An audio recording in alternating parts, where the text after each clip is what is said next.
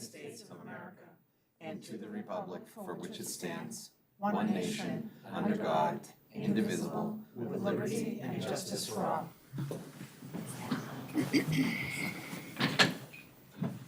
This meeting is being live streamed by Chelmsford Telemedia and posted to the Chelmsford Public Schools website for interested community members to access and watch.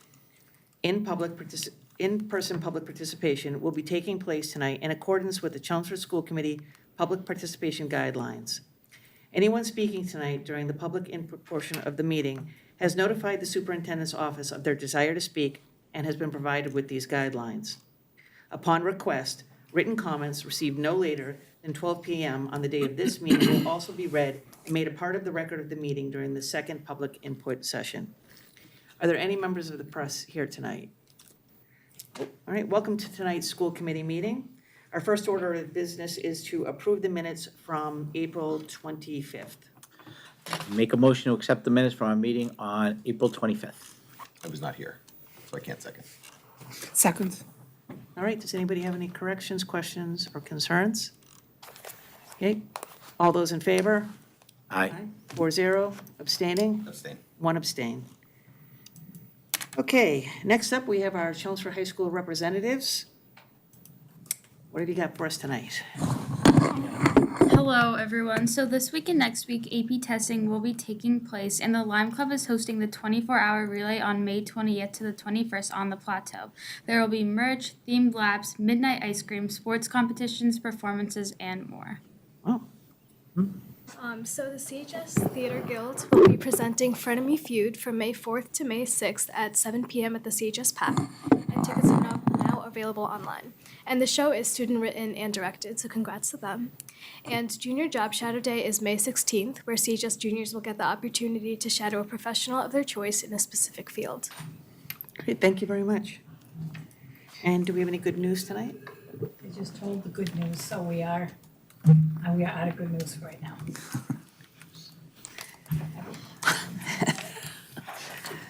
All right. So we're now to our first public input session. Do we have anybody registered to speak? We don't tonight. All right, so moving on to tonight's new business. Great. I'm excited to welcome up the principal, Rob Aslan of Harrington Elementary School. And he's got some staff and students here tonight to do a spotlight on what's happening in Harrington.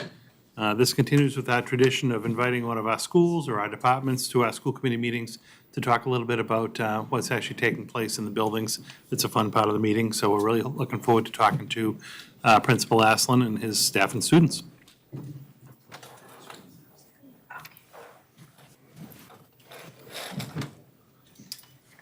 This is more their show than it is mine. But, thank you for having us here. You know, every year it's always a pleasure to come and talk for school committee, as well as try to come up with innovative ways to show some of the successes that we have going on at the school. We always try to be creative and we always try to bring something new to the table. And this year we were lucky to have a pretty exciting opportunity brought to my attention from my tech specialist, Pauline. I'll introduce everybody that's here. This is Mary Shack-Schober from Red Hat. Heather Fiddler is our computer teacher. Pauline Kimsung is our TIS. And we have Jocelyn Hewitt is one of our fourth graders here to speak with us. Pauline came to me at the beginning of the year to talk about this new introduction to a STEM activity to introduce to the school as a test, kind of like a beta test to see how it would work with our computer classes and see how we could integrate it. So what we decided to do, we thought we were going to include third grade in this, but logistically it was a little challenging because Mary was the go-to and she had to find the time to come from her employment up to us to be working with our students. So what we did is we decided to just open it to fourth grade. So we started in January, and every fourth grade class that had computers, Pauline, Heather, and Mary would work with the class in introducing them to STEM design. Outside the realm of the typical coding and technology, the process was to show how to create an idea before it goes to the next level. So create a big idea. before it goes to that next level of coding. So what I'm gonna do now is I will leave it to the experts, and Mary can touch base a little, talk a little bit about what Red Hat is, and then we can work down the line and go from there. Great, thank you.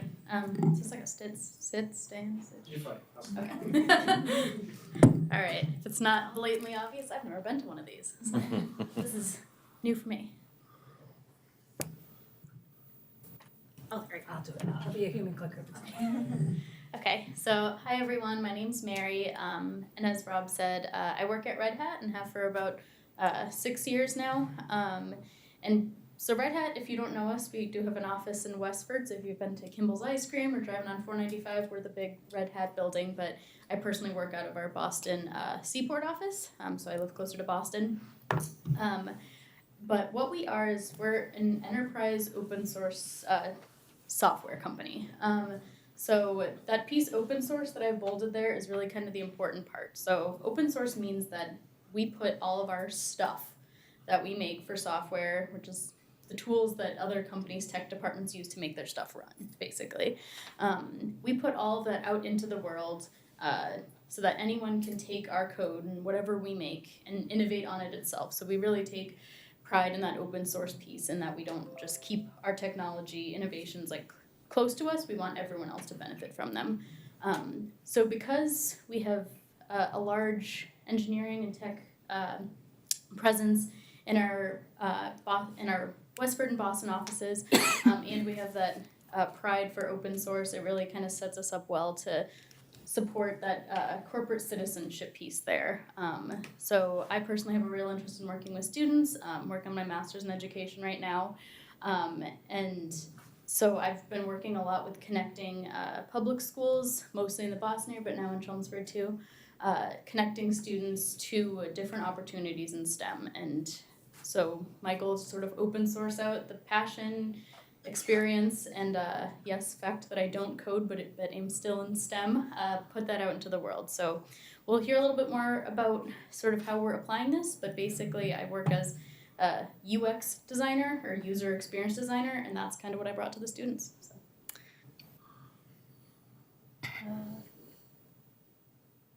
Can you go next? No, that's fine. It's still way better than Dr. Lang does, so. I'm just saying, you're not good with the clicker.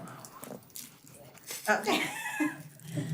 All right, so as the teacher of the class, I really liked the idea of having her come in from outside in industry to come in, and also the fact that she's a woman, and to kind of show my students a different way other than just straight coding. We do a lot of coding and we do a lot of typing, but this is a different type of way that they can use technology. So she came in and she showed them a really cool activity where they were redesigning a menu for a company, which we'll explain a little bit more.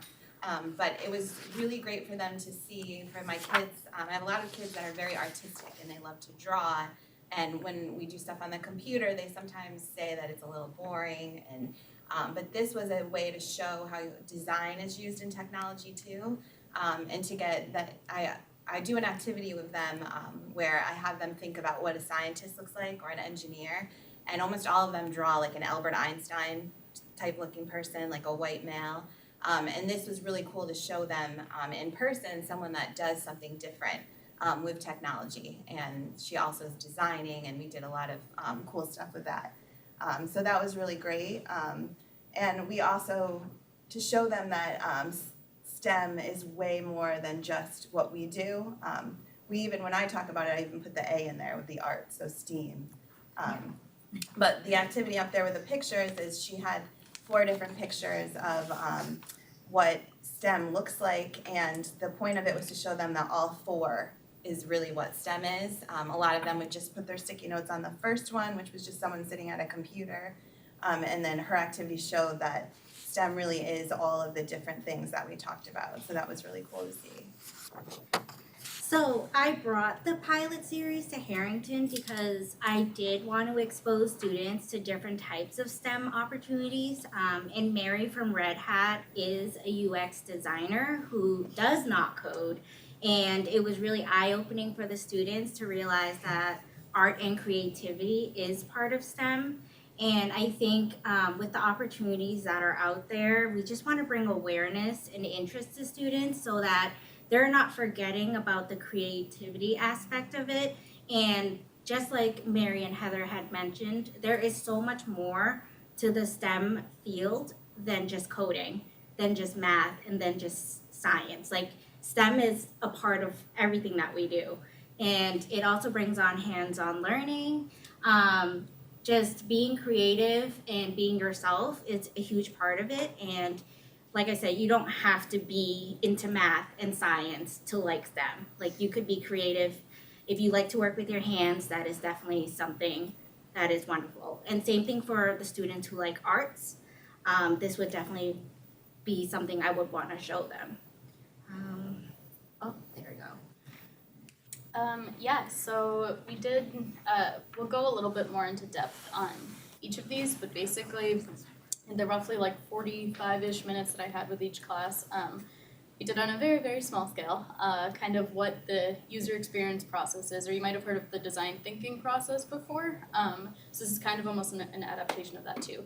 So usually we start with establishing of a problem. In our case, the problem was there's new restaurants coming to your area and they make great food, they have a chef, they know what they're doing, but they aren't designers, so they don't know what to do with this menu and it's ugly and not usable and what are we gonna do?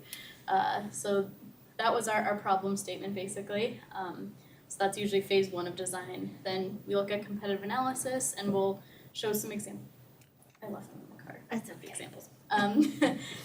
We have some examples of competitive analysis that they did. Then we moved into user interviews and take that with a really like this big grain of salt and just like put it on there because it was an interesting way to think about a user interview. And then we finally moved on to redesigning the actual menus because the whole UX process isn't just jumping right into design. It's going through a lot of critical thinking, and those are the types of soft skills that we wanted to bring is not just creativity, but also problem solving and critical thinking that comes along with the design thinking process. So this is part of the competitive analysis. So what the students had to do, or what Mary did, was she found similar restaurants to the ones that the students had to help or work with. And they just had to look at the menu and pick out, what is appealing, what is user-friendly, what can they change, and they write those down. Is it okay if you go to the next one? Thank you. And then as for the user interviews, there are 4 videos. Each of these are fictional restaurant owners who work with Mary. They're her coworkers, sorry. So each class got 1 restaurant owner to work with, and because we can't do face-to-face interviews, they just made a video talking about what type of restaurant they have, what they would like to be put on their menu. For example, if they're a family-friendly restaurant, they would want that highlighted on their menu. And students just kind of had to listen to what the restaurant owners want on the menu in addition to them designing it.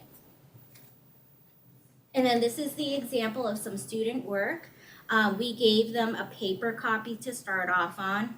Again, this is a pilot series. We will eventually move this onto tech. But we gave them a boring menu for this fictional restaurant, and they kind of had to go through it like, is the logo good? How do we want the font to be, and what pictures should we add? So this is where and then the students also had to learn they can't change the content, we're just designing, because we're not the restaurant owner. If they want avocado on the menu, the avocado's staying. Yeah, that was probably the hardest concept for them. They all wanted to change the prices and like, oh, this they don't have enough desserts, we need to add desserts. And we were trying to teach them that your job is you're hired to redesign the menu. You can't change and add different foods to the menu. And it's definitely interesting because that is like a real world problem that like, when you get into a job, you don't just get to, go rogue and do whatever you want. Like to some degree you have to know how to like work within limitations. And so I think that was honestly like an interesting lesson to watch, small humans work with. So for the next steps, I definitely would like to bring this to all 4 elementary schools just so everybody can get a little taste of other aspects of STEM. We might even want to bring it to middle school, and this in hopes to just bring awareness and interest to students.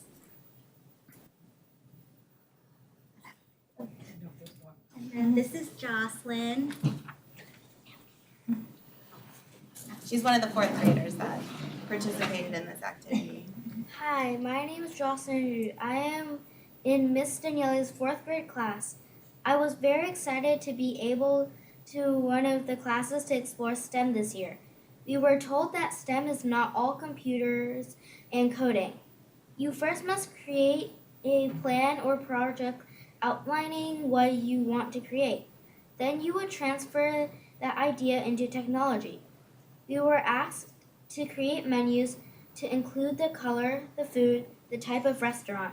Me and my group created a cafe named Bread and Butter. We had a lot of fun creating the menu for our cafe and were sad we only had one class to do this and wish we could have taken it to the technology level of coding the menu for the actual design. We hope to learn more of these opportunities in the future. Thank you, Jocelyn. And I think, yep, I think we're good.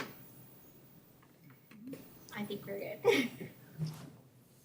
Yeah, I'm just saying, like, as a teacher, I loved this activity, and I was just thinking of ways that I can expand from it, and kind of modify it for younger grades.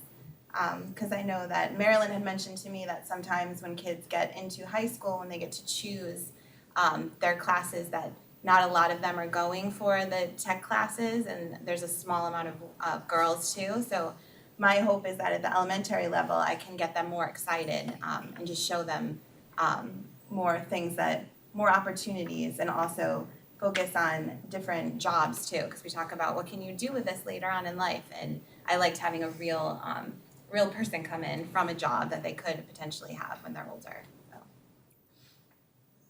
And these are just the students who did the activities. All smiles, they had so much fun. They also got some swag, so that was pretty cool. Thank you very much. Thank you. Does anybody have any questions or any thoughts that they would like to share? I'll just go quickly. So I work in the tech world. I know who Red Hat is, and I drive by their office all the time. But for the students, I will say that what they're talking about, the whole project-based, how you work out problems in this space is it's all project defining problem, going out. That stuff's real, like you're gonna go out and do that. So someday you get to the coding part, but until you get there, you have a bunch of operations guys being like, no, tell me why you're doing it.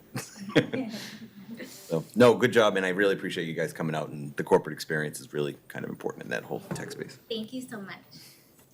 I think one of the big benefits of it too is I think the partnership between, Pauline, Heather, and Mary, taking the time to come out. I think anytime you take the students out of that concrete thought process, when you can look at coding, sometimes it can be black and white. Yeah. And I think by learning how to develop something from scratch and bring color and abstract to it, not only are you teaching to be abstract thinkers, but you're also making them more critical thinkers, because they have to think of a bigger picture to be successful in the process. So I think the value of it brings just a lot more of a rewarding experience to technology. And we have such robust technology in the district that there are some amazing things we could do and build on with processes like this and exposures like this. So I was very, very pleased that Pauline brought this to my attention at the beginning of the year. So it definitely is something to look forward to.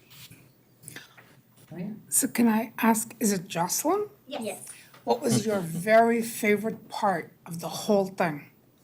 Probably decorating the menus. Is that right? Solid. Okay, well, bread and butter sounds wonderful. I love that name too, yeah. Yeah, Good name. that's really amazing. And the other thing is I want to thank all of you for the partnership and the openness that you have both in the system and outside of the system to do it. And this sounds just like what we were talking about with the high school, with the pathways and bringing it down to the middle school and now at the elementary. That's phenomenal. So congratulations. You're great. Thank you. When is Bread and Butter opening? Just When do you want it to open? Tomorrow. Does anybody else have anything that they would like to add? Jocelyn, you did an excellent job tonight. You're a wonderful public speaker. There we go. Do you have an interest in the area of science, maybe as you go forward? Is that a subject you really like? Not exactly, but I would kind of want to. Yeah. What's your favorite subject? Probably science. Science. So, Mr. King loves that. Right. Science. It's great.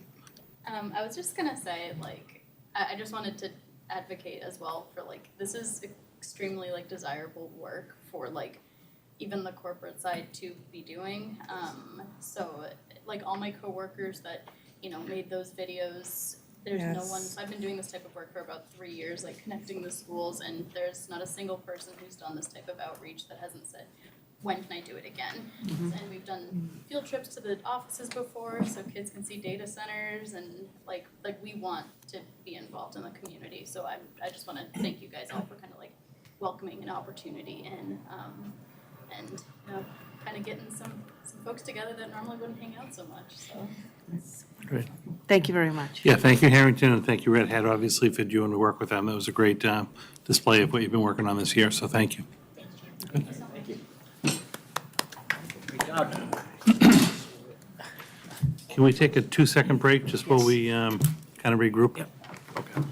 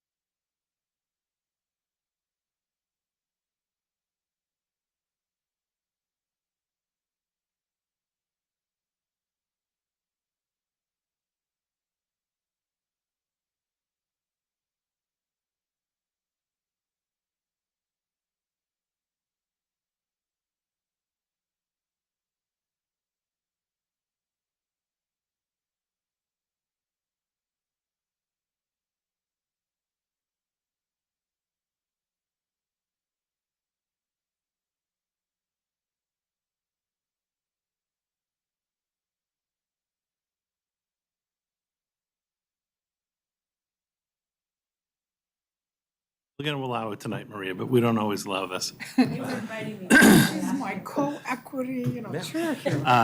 So no, I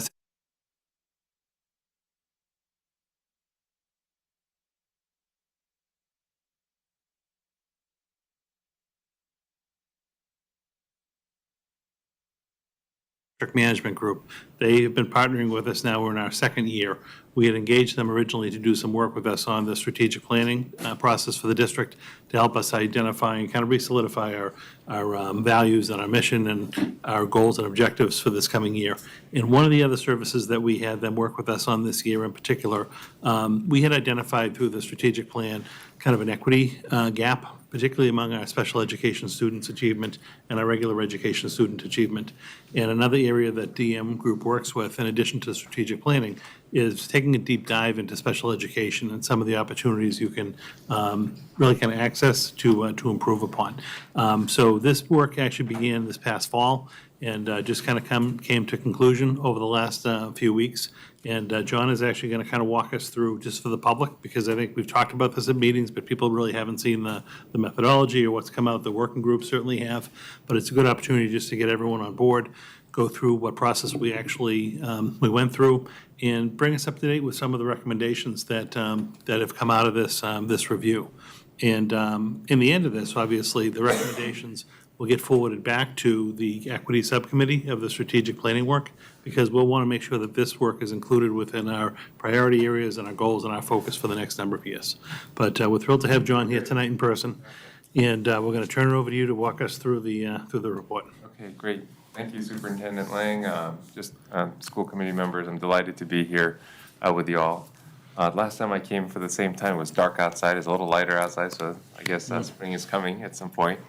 But Before we dive into the work, I just wanted to say a few words about work that we do in general around special education. Special education work with districts, partnering with districts to thinking about how do we support students who are in special education. It's a very complex area, and oftentimes school districts will say, we have so many educators and leaders and staff who are so caring about this work. We have actually spent a lot of resources, time, and effort around this, yet we're not making the type of progress that we'd like to make. And we feel that our staff and the people who are doing the work feel as though there's a lot of complexity, a lot of work, just working very hard, but not making as much progress. So it's one of the reasons why we end up working, because we're really trying to find that sweet spot between what's really good for students, how do we improve student outcomes, and how do we make sure that we strengthen that, how do we make sure that staff and operationally it's something that is not just one time, but it's sustainable, and how do you also do that in a cost-effective way. And so when you kind of think about the intersection of those three things, it oftentimes gets, it's special education is where oftentimes it comes together. And so we've had this opportunity to do a deep dive. The overall experience was very collaborative. The district was very forthcoming. And so what I'm going to share with you today are just how we went about doing that work and some of the timeline, and then some of the findings that we came out of that work. So this is just a very high-level, rough timeline. This work started back in the fall in October. And as you can see, we did a deep dive around the data analysis. We start with this development of a guiding coalition. And the reason why we do that is because we also understand that no improvement comes from just a report. The improvement comes from thinking about going through the process, doing the analysis, thinking about the recommendations, and then putting it into action. And so rather than having one phase of the work where we do all the analysis and provide recommendations, and then another phase of the work where people are then asked to implement those recommendations, we start with, we're going to create a guiding coalition. It comes from John Cotter's work, who talks about how do you do change management, and have that guiding coalition be part of the analysis as well as part of the doing. So this wasn't a kind of a separate effort, but it was actually done together. So there was a full analysis of available quantitative as well as qualitative work. School districts in general tend to be data-rich, information-poor environments. We collect a lot of data points, but oftentimes we don't get the opportunity to do deep dives on that analysis of all those data points. So one of the first things that we do is get the guiding coalition, make sure that we collect that information that the district has. If there's information that we don't have, we collect it through quantitative and qualitative means. And then we do that deep dive and do the analysis. It also included focus groups and interviews with leadership and school staff and various stakeholders. Then we do something that's, that blue part, phase 3, we do something that's very unique to the way we do this work, which is something called schedule sharing.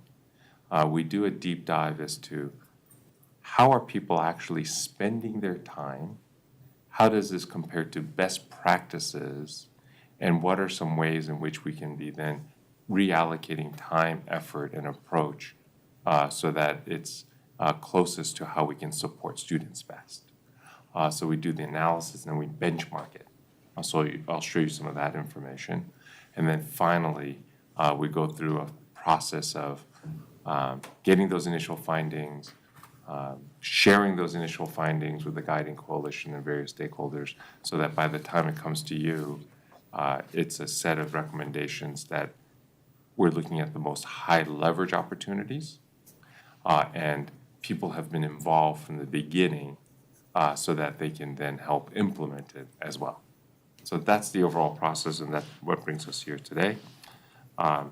So as I said, our goals were to develop an understanding of what current practice related to special education, Let's explore the alignment of those practices to best practices that are out there. And then how do you identify the most high impact opportunities that can help you from a staffing standpoint and delivery standpoint. Overview of both qualitative and quantitative analysis. So it's a really a rigorous and comprehensive set of data that we look at. This is the schedule sharing. I'll just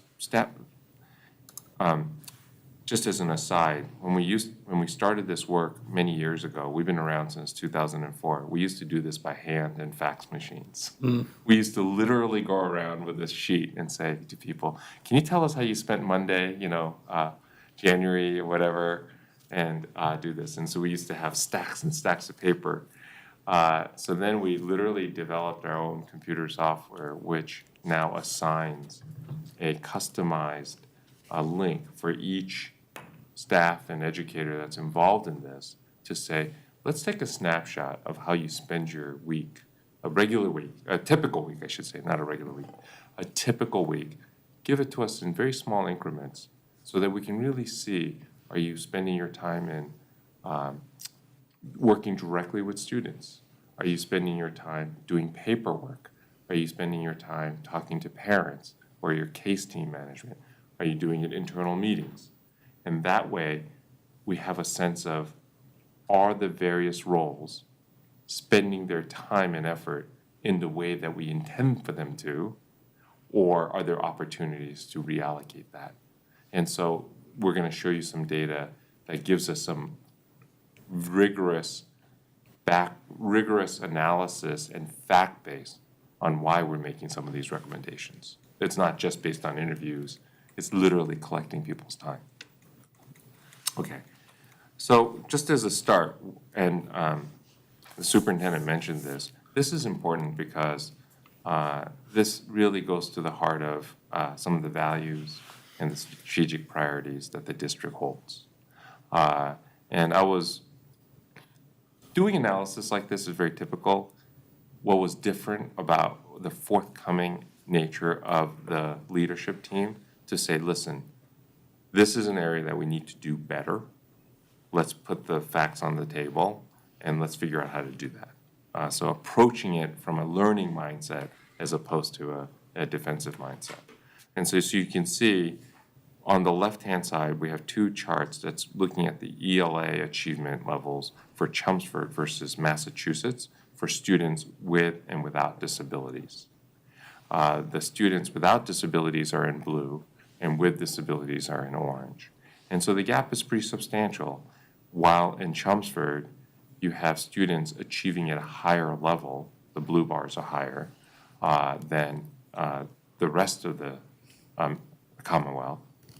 The orange bars are in general just a little higher or just a little higher than that. So what that creates is the gap is actually larger, even if on an absolute basis you can claim to be doing better than others.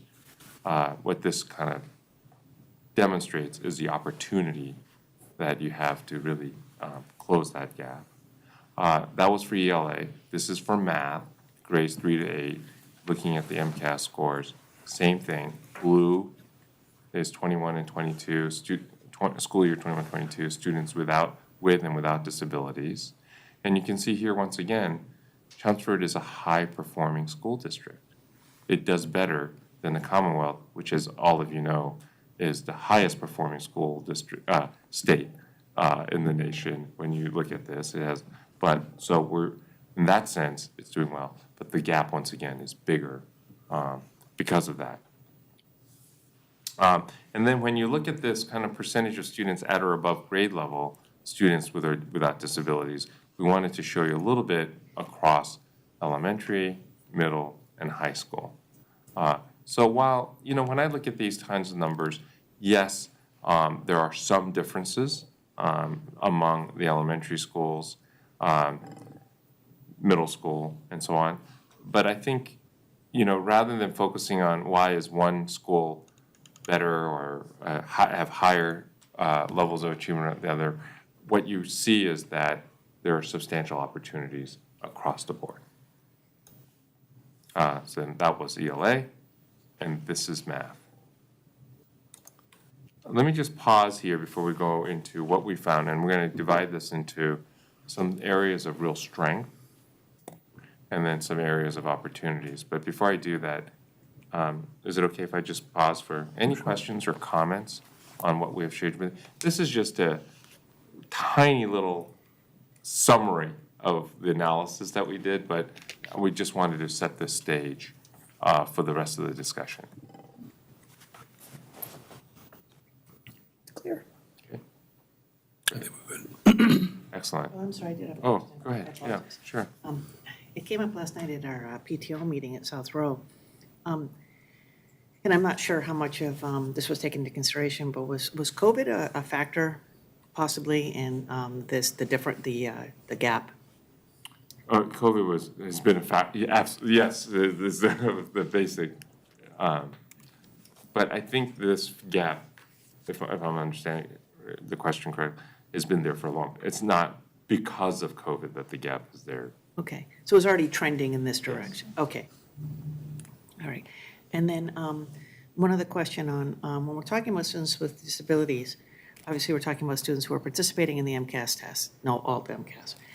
And are they, all of the students participating? Is it just students included in general ed classes? Is it, some separate kids as well? It would be anybody that was actually taking Just took that it, paper, so- pencil, MCAS test. Gotcha, okay, so I just wanted to make sure that that everybody knew what we were talking about in terms of students with disabilities. Yes. Okay. And It's not the alt. No, I said not the alt, alt, yeah, I So said it's not like the alt. mild to moderate disability as Okay. opposed to, right? Right, I just want to, I just want to. Clarify, yeah. Yeah, people are watching that they understand what we're talking Yeah. about. Okay, thank you. And just, if you go back to this slide, I think there's just a typo. The schedule sharing is for the week of 1/23/23, right? Not 22. Oh, 23, yes. 23. Yes, okay, just to make sure. Thank you, sorry. That's good, Sorry that's about that, important yeah. for Yeah. COVID. Thank you. Okay, great. So let me just, so, when you bring people like us in, we tend to look for opportunities or things that can be improved, but I think it's really important to start with some things that are actually going well and that are real strengths of the district as it concerns special education that we can be built on. Number one, specialized programming. The district has made great strides in developing specialized programming to minimize out-of-district placements. Out-of-district placements, this tends to be a concern for lots of districts, both because now you're putting families and students out of, the environment of their natural community and friends, their cost. There's also just ability of the school, of the district to provide, and there's been a great deal of progress made in this area, so that's an area of commendation. The dedication of the staff, really hardworking. I've literally done, I think about 100 of these opportunity review across the country, and the team here really comes across as really being, as I said, we often talk about organizations being a learning organization. So a learning organization is characterized by both having a sense of high accountability, like they hold themselves for high accountability, as well as the ability to kind of learn from the mistakes and challenges. And this organization comes off as somebody who's really dedicated to doing better, dedicated to this work. So that really stood out to us. Substantial investments in social emotional learning, really appreciated by faculty and staff. This came out in the last strategic planning effort as well, and that came through in terms of the priority areas. But the district is making a tremendous amount of investment, both in terms of time and expense, around thinking about students' whole support, not just academic, but social, emotional, behavioral, and learning. And then early education investments have been attracting new students to the district, and it's a very important area. So these are some high-level areas where we thought merited a special mention and commendation. And it's a real strength for the district to be able to build on. Having said that, let us go into the opportunities.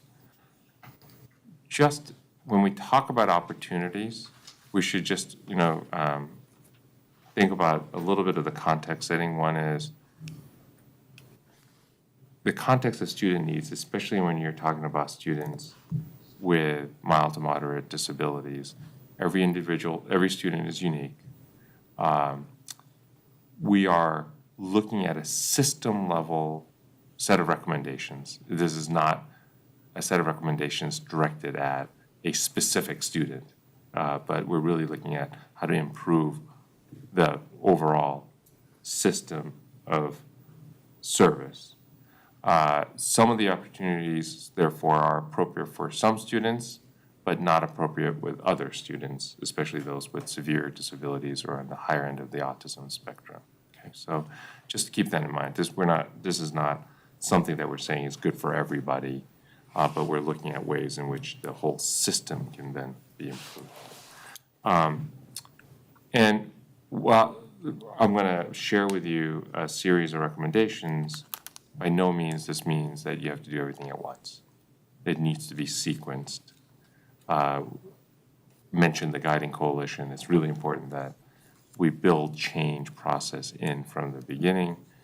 So sometimes some of these things can take up to 1 to 2 or 3 years to roll out. We're dealing with teachers, people, families. So just keep that in mind. And one of the discussions that we can have is, where should we start? What's the most important thing to start with? There are a lot of opportunities here, but really, if you just focus on the number 1 and number 2, there's some subgroups. First big opportunities around roles and responsibilities.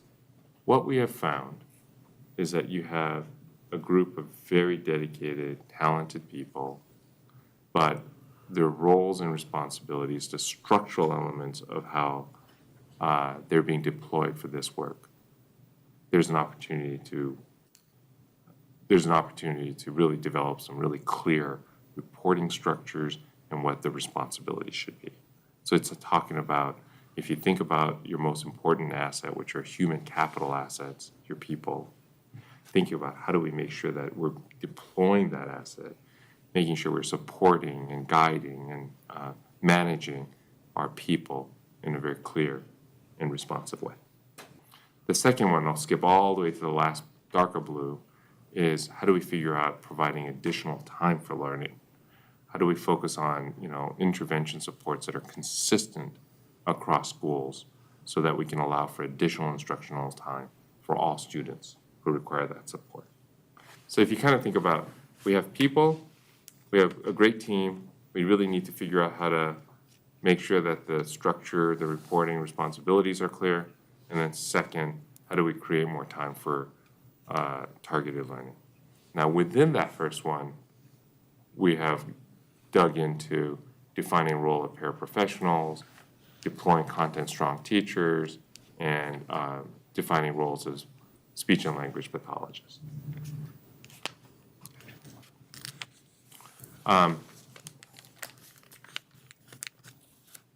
What we learned from our analysis and some of our interviewing and things like that, paraprofessionals, there's a lack of clarity as to who they report to.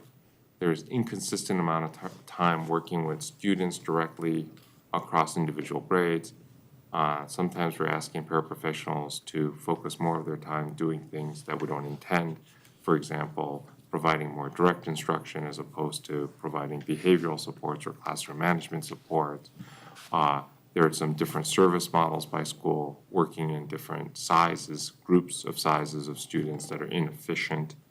So that's one set of kind of symptoms that we saw as we went through this review.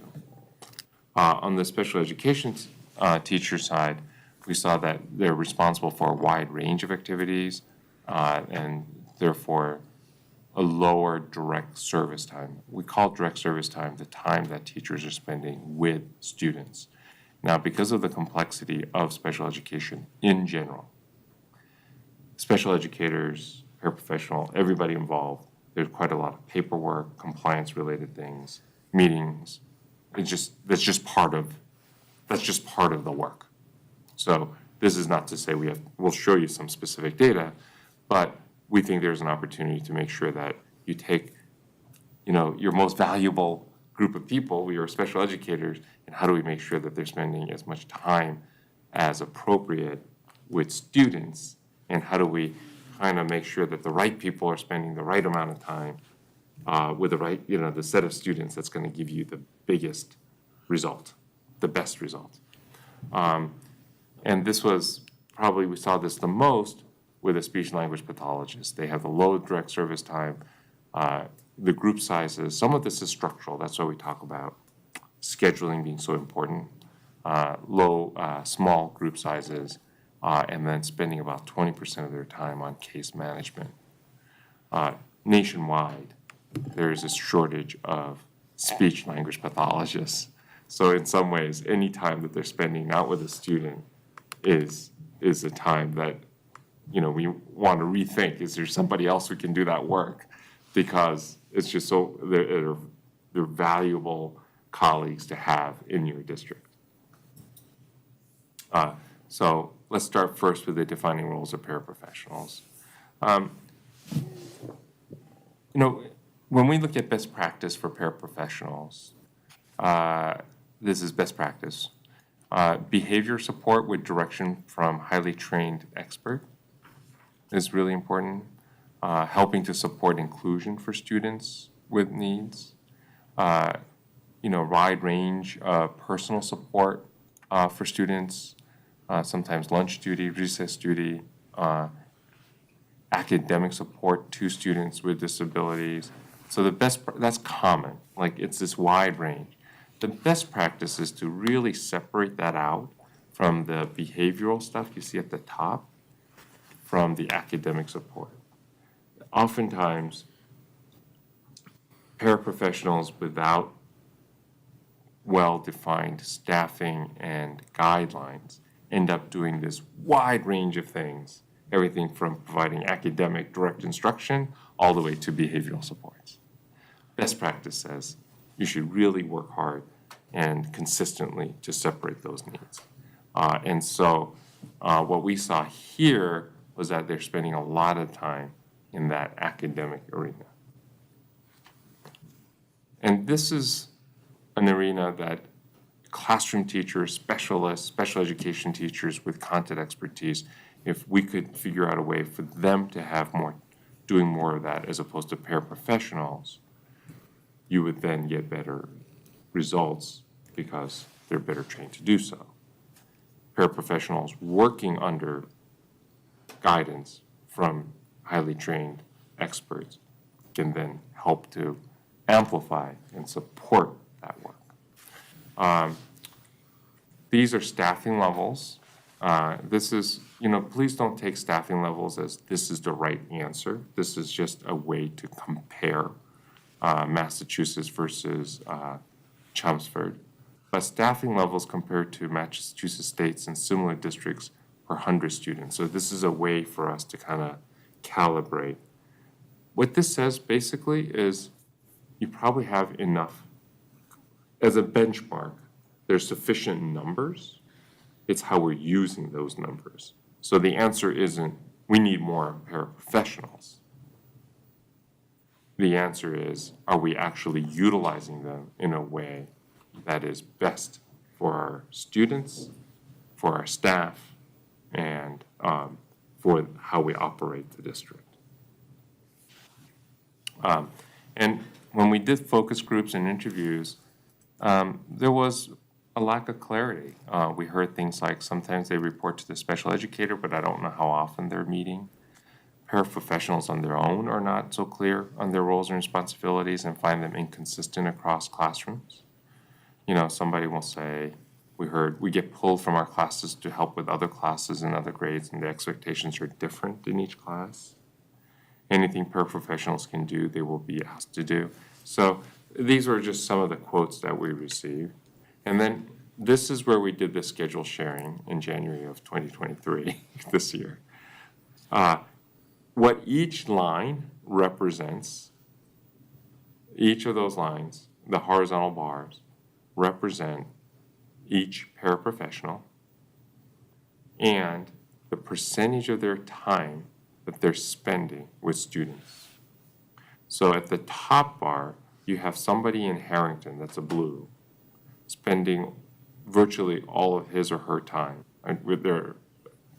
with students, direct instruction. And then on the bottom part, you have somebody in Center Elementary, a paraprofessional, that spends only about 30% of his or her time with students.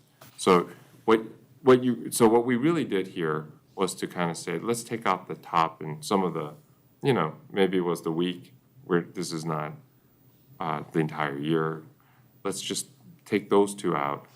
On average, about 80% of their time directly supporting students, and plus or minus 17%. So I think the amount of time that they're spending is one thing, but how they're spending their time. Is it direct instruction? Is it behavioral supports?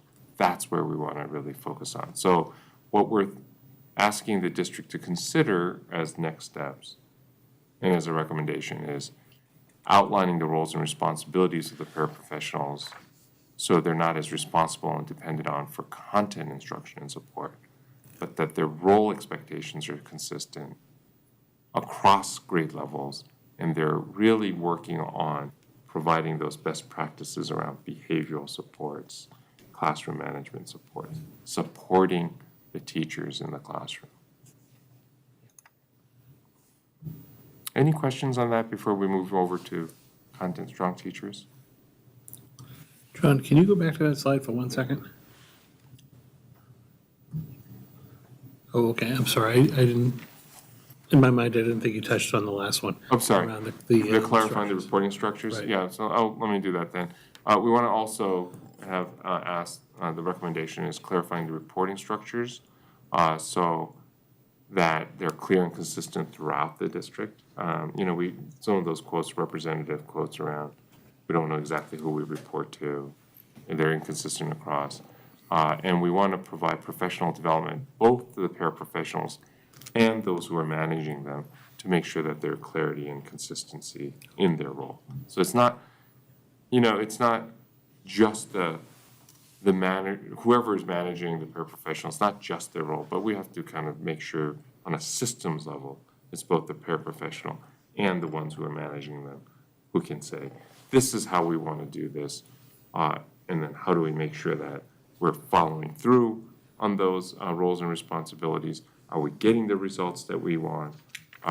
And what are some challenges as well as some wins that we're getting through this? How do we get better each day? Are the inconsistencies a building-to-building thing or a case-to-case thing? Anywhere, some buildings where there's more consistency than others, or is it just? It's it across varies? the board. Okay, yeah. Yeah, we have some detailed analysis, like exactly this school versus that school, but really the variations aren't, the focus shouldn't be on the variation from school A to school B. It's more about systemically, Yeah. we have this. I just don't know if there's some schools where just the protocols they're following are working better than, say, other schools, Nothing noticeable. Okay. Do you have best practices for who in a system should be the manager role for a paraprofessional? It depends on the role that school and the role that they're playing. So we have those kinds of guidelines. That would be the next steps. The other thing I'll kind of mention is nationwide, there has been an increase around behavioral challenges in the classroom, starting even with the youngest kids. There are some really tragic, prominent stories, really young kids bringing,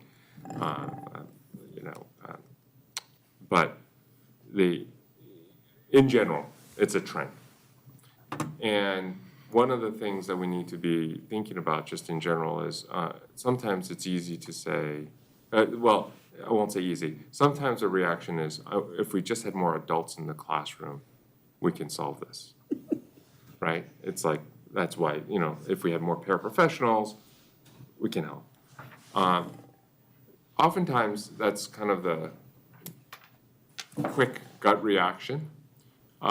But the longer-term solution tends to be much more harder but more effective, which are things like bringing in behaviorists and really helping teachers with behavioral training, like how do you de-escalate situations in the classroom? How do you actually manage students, as opposed to, I need another adult in the classroom so that this child who is, disrupting the classroom can be then taken care of.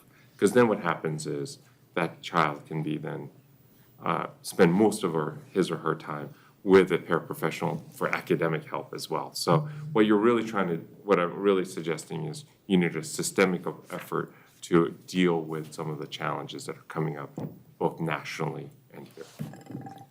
I want to make a comment before you kind of get into those best practices and what those changes are. Just so you know, I'm new to the school committee, but I was employed in the district for a long time as a special ed teacher and a regular ed teacher. There you go. And this is my first understanding at all, in all my years of teaching, that a deep dive like this was ever done. And it was very much needed. And I can tell you, as evidenced by the results of this report, it's been money very well spent by the district, hearing what's in here. And the findings that you're talking about match my personal observations and experience to a T. Everything you said is exactly what I lived as an employee in the district and my colleagues talked about. So I think this report is giving us some information that matches exactly. It wasn't just this snapshot of the days you were here. This is what I saw as the whole length of my teaching career. So I think when we get into best practices, you're talking about a long span of time, you've got to change some things. But one of the things you said that I think is so important is talking about having the right people with the students for the most amount of time.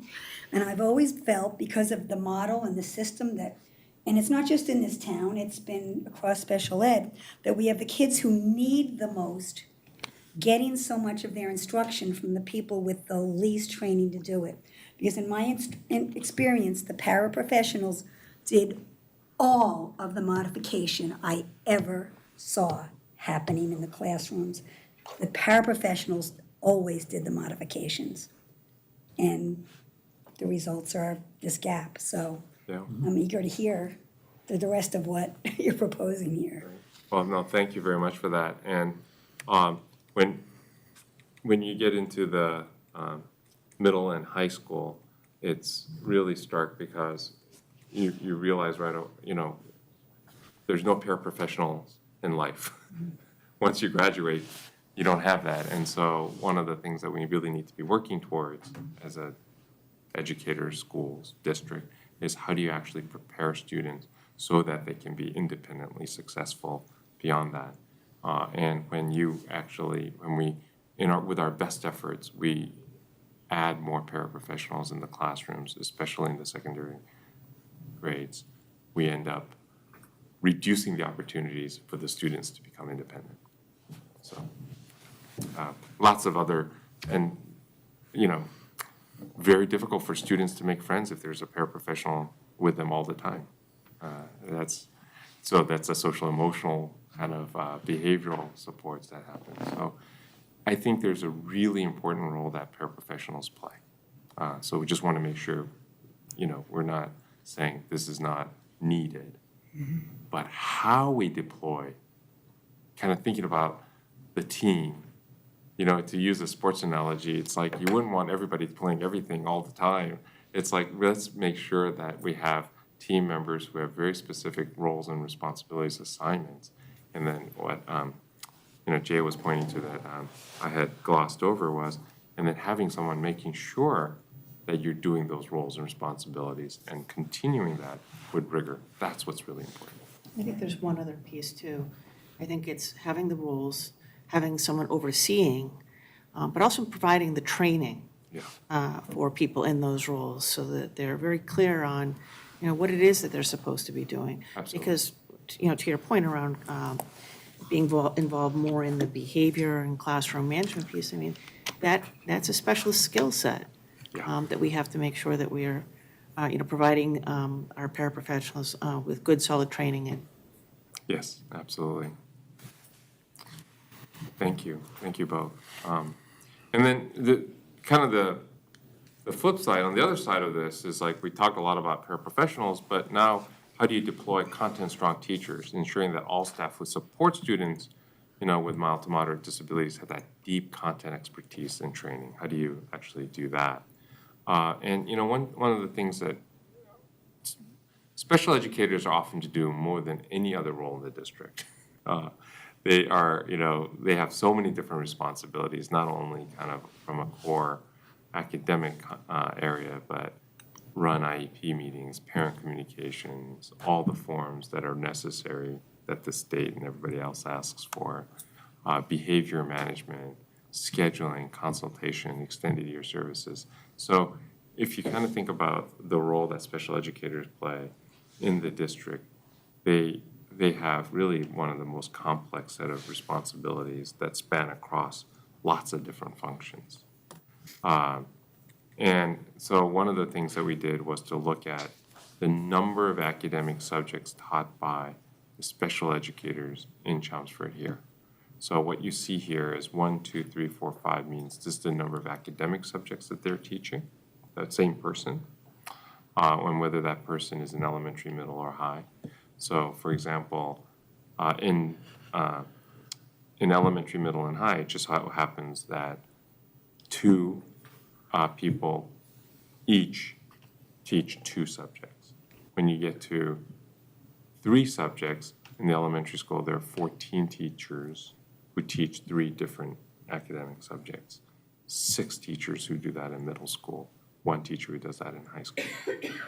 We even have, in middle and high school, we have 3 and 1 teacher, 3 teachers in middle school and 1 teacher in high school that teach up to 5 different subjects. So, this is a lot of different topics as opposed to that kind of having content-specific expertise. The best practice is for there to be a content-specific expertise. This is true for all students, not just students with special education, but having content-specific expertise, we're primarily responsible for delivering instruction, making use of best practice instructional strategies, reach that grade level mastery, having pedagogical expertise, having social emotional expertise, and case management expertise. So it's really thinking about, and it goes back to school committee member, sorry, I can't read your, it's okay. McKinnon said, it's really thinking about who, I used to say, who does what to whom for how long? It's kind of like this basic question of who are you actually putting together with which students to do what and for how long? Those are kind of your variables that go into making sure that you have a system that really supports students. And thinking across different expertise. Is it content? Is it pedagogical? Is it around social emotional expertise, working with students on, like, for example, self-monitoring strategies, or case management expertise, so somebody who focuses solely on case management responsibilities so that they can free up the time of others. Other complicated service delivery operations do this, right? So this is not just for schools. We expect this in other parts, whether it's a law firm or even a doctor's office. When you call, you don't expect to just always see the surgeon. You kind of have different people who do different things. So it's really thinking about that for school. So this, once again, is based on our schedule sharing.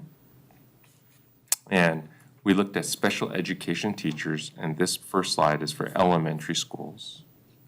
So these are the teachers, not paraprofessionals now. These are special education teachers. And we're looking at the average amount of time, the amount of time that they spend with students, direct service time.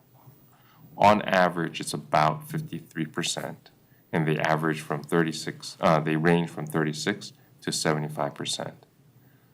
What we find kind of best practice is like 2/3 in around 2/3 of the time. There's a lot of other stuff that happens as we showed you. So we wouldn't expect this to be 98%, but 53% is on the lower side. And if you kind of look at the curve of the individual lines, which individual horizontal lines are one teacher, each teacher, you see that there's a fairly large variation.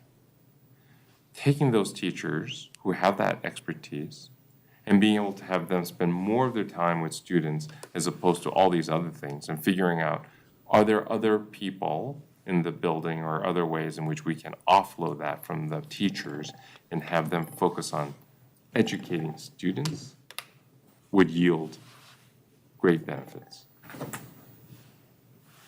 That was for elementary. This is secondary. It's about the same. I wouldn't take too much, we're showing you the data, the 15%, perhaps there was some sort of it was a abnormal week or something, just, I wouldn't focus too much on. But in general, you see the curvature of this. High as 71%, kind of, the average is around 56%, could be higher. When they filled out these surveys, was there any part of that indicated on the survey, what was pulling them away from direct instruction? Like, was it testing? Was it an inordinate amount of team meetings in this particular time? Did they say, was it student crises? Where they may have been just with one student who was having a particularly difficult time for an extended period of time? We didn't get to that level of granularity, but basically you had to add up your day. Okay. So what I'm not showing you is the granular kind of percentage, but just imagine your day is divided into 100%. Let's say it's 8 hours, 100%, and you have to account for. So we're just showing you the time that they're spending with the students, but we also know how they spent the rest of the time. This is kind of like a summary chart. Right. But we saw behind it in the Okay, that's what I was, yes. Yeah, it was Yeah. broken down by Great. all the other tasks they'd done. But this is just to provide some summary level data. All right, I thought that, I just wanted to make sure. Thank you. Many of those things were things you just mentioned. Yes. Other things they could have spent in lunch. I mean, there's a lot of components that go into someone's day. Right, and it was all part of their special education responsibilities. Correct. Right, so I just want to make sure that we're clear on that, right? I mean, we have to do obviously a better job of improving More time with students. But anytime, or, there was many times when they weren't with students, but they were doing special education, Sure. tasks or responsibilities. So, that's why I was wondering about the specifics. That's a very important point, but what we're also saying is maybe it shouldn't be the special education Right. teacher's responsibility. Right, no, I get that, It's a special yes. education Correct. responsibility, but Yeah. maybe we can have somebody else do that. Right, absolutely. So some of the recommendations we have in this area is differentiate special education teacher roles by implementing specialization rather than having teachers do, kind of do a panoply of different subjects. Maybe we have specialization. This increases a little bit of the complexity around scheduling, right? It's easy. If I can just pluck any person and say, okay, go teach all these different subjects, that makes it easier. If you specialize, now you have to schedule that way. But I think the benefits are outweigh some of the complexity and the costs associated with that. That's why one of the reasons why we spend so much time on scheduling. It's like, why do you guys spend so much time on scheduling? It's like, we're in the people business. We're in the business of making sure we get the right teachers working on, matched up with the students who need it the most, and schedules drive that. Reallocating non-instructional activities, taking up teachers' times, to your point, we know what they are, to teachers who prefer to specialize in non-instructional roles. assigning content teachers to 2 or fewer subjects in each areas of instructional expertise. So that's all that category of differentiating the work. The second one is around instructional guidelines, developing guidelines for direct instruction for special education teachers around how much time they should be spending directly with students and on what topics. Part of this may be because we haven't established that. It may be that teachers feel that they're doing what they're supposed to be doing. It's not that, but now we can be explicit about, here's the way we're going to do that. And if we're being explicit about that, then it's going to also force us to think about, well, you have all this other stuff we have to do too. Maybe you're not the person who should do that. We have other people who can do that. And then we can start differentiating roles and responsibilities so that the special education teacher isn't being asked to do everything.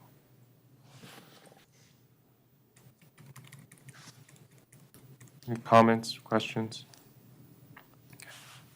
And then the third sub-bullet under clarifying roles and responsibilities concerns speech and language pathologists. Thinking about ways to expand their reach, also closely managing group size. So, on the best practice side, how do you review and clarify eligibility and exit criteria for related services? These are kind of general best practices that we see, but oftentimes students get assigned to related services, but there's no clear criteria as to when you stop providing those. So the caseload builds and builds and builds as opposed to us managing that tightly. Proactively scheduling that to both maximize time with students and making sure that the workload is manageable and sustainable. It's not helpful to just say we're going to have more and more. And redirecting that time spent on indirect responsibilities such as meetings and casework and paperwork through some sort of a process mapping analysis. Like I said before, speech language pathologists, there's a nationwide shortage. And so to the extent that we can have more of their time spent with students and being able to specialize, separate out some of the things that others can do would be helpful. So diversifying the roles, for example, having one speech and language pathologist focus on students for whom inclusive practice must be used, having another focus on students who require pull-out services, diversifying by setting and level of need. These are some best practices. Allowing speech and language pathologists to spend more of their time on workload-related issues, right? Effective grouping size. We can talk a little bit about that, but it's a real driver for capacity. I mean, if you do one-to-one and then you're able to effectively do two students with one, you've essentially doubled your capacity for that time slot. But oftentimes what gets in the way is scheduling, once again. Having a dedicated case manager, who's focusing on case management responsibilities so that they can free up the time for the speech and language pathologists to spend time with students as opposed to doing case management. Another best practices that we've seen out there is a dedicated service coordinator, someone who focuses solely on just service coordination. Once again, what we're really saying is you have some very valuable resources. Are you actually utilizing other ways in which you can best allocate those resources to the areas that will give you the best results? And you can have a dedicated service coordinator that can be shared across buildings, and it would allow the speech and language pathologist to focus on the service delivery and the quality as opposed to all the administrative tasks. By the way, we expect these in doctors' offices, right? So if you kind of think about it that way.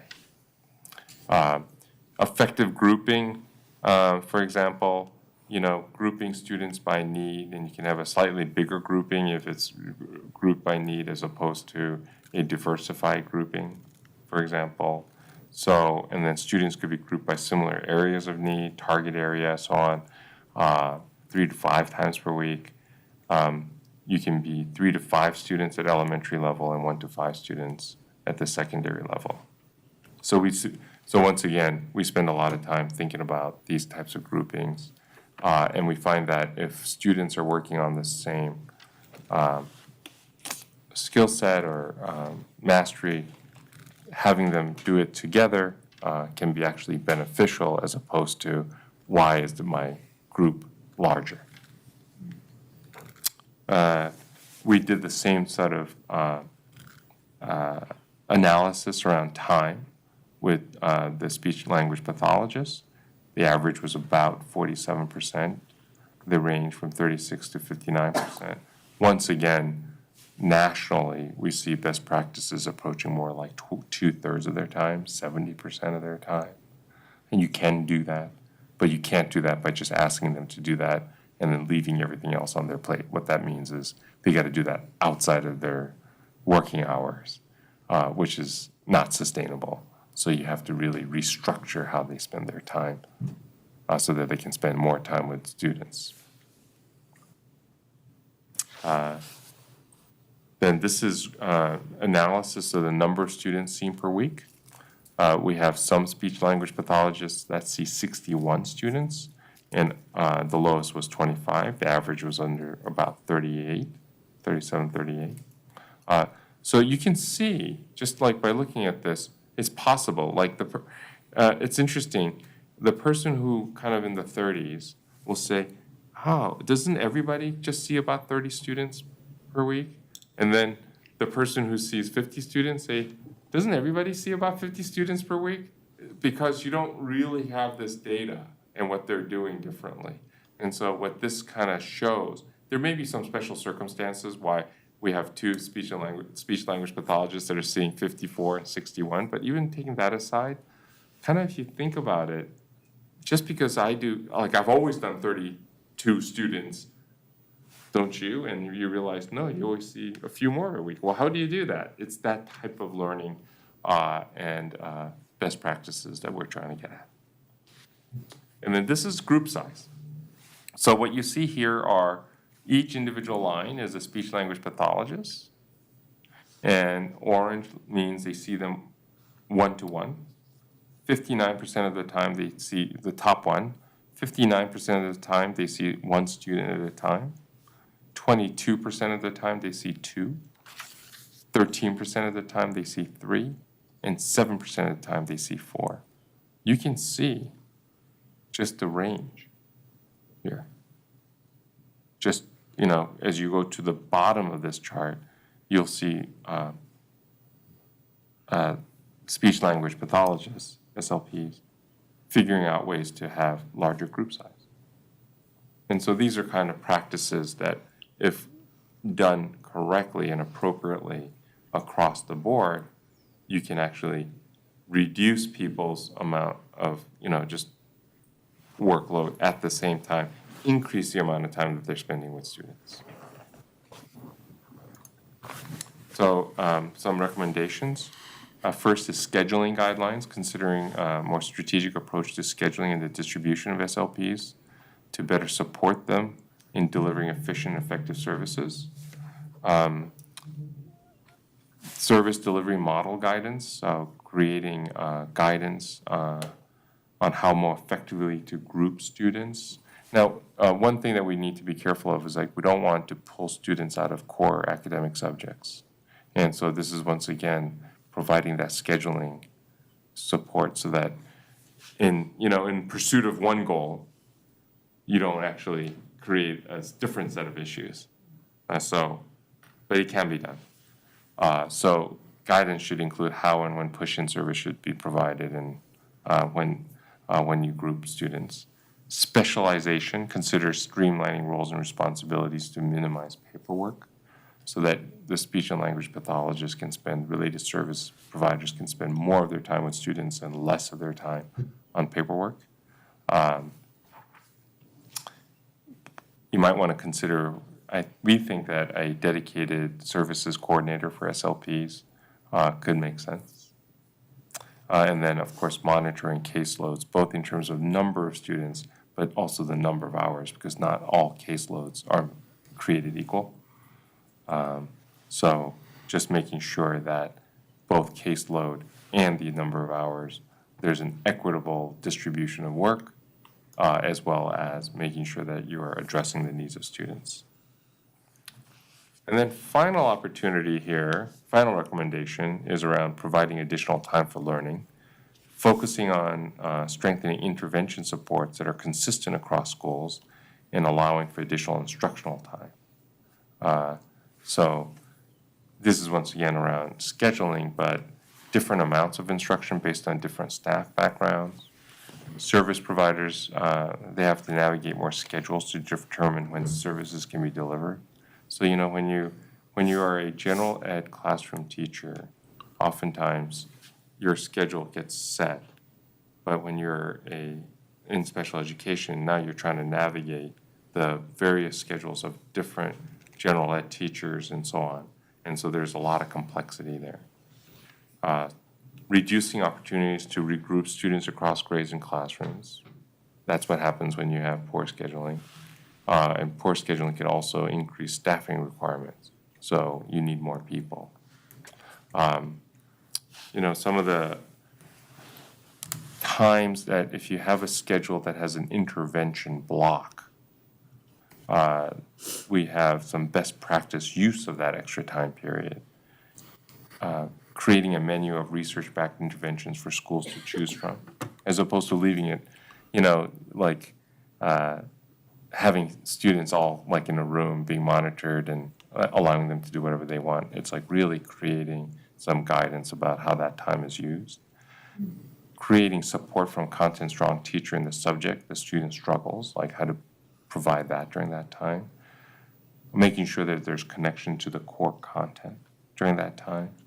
And a focus on pre-teaching and reteaching material, addressing missing foundational skills, and correcting past misunderstandings. So it's really thinking about, don't use this time to like teach new material or something like that.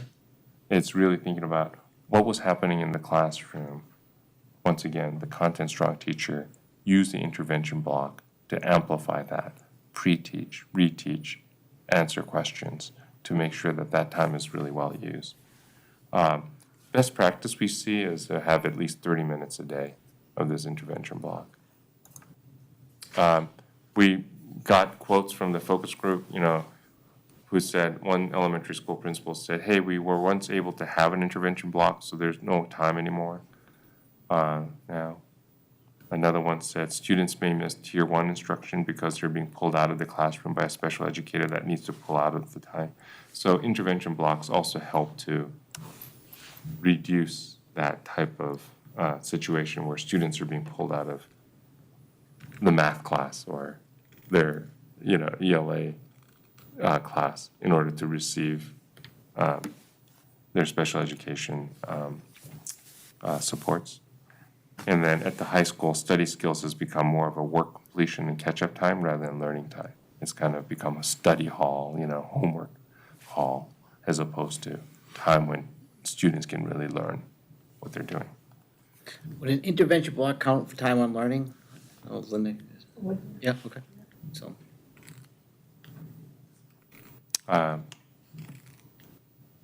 So, and then we did some analysis around the education setting. This is elementary, like how much of the time is spent on pull-out time, push-in time, not co-teaching, and then push-in co-teaching.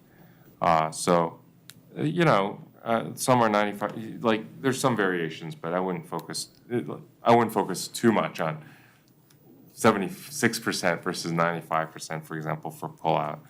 What this really kind of says is it's a lot, and by doing some scheduling and figuring out how to use your time more effectively, we may be able to reduce the amount of time more dramatically than just a little bit.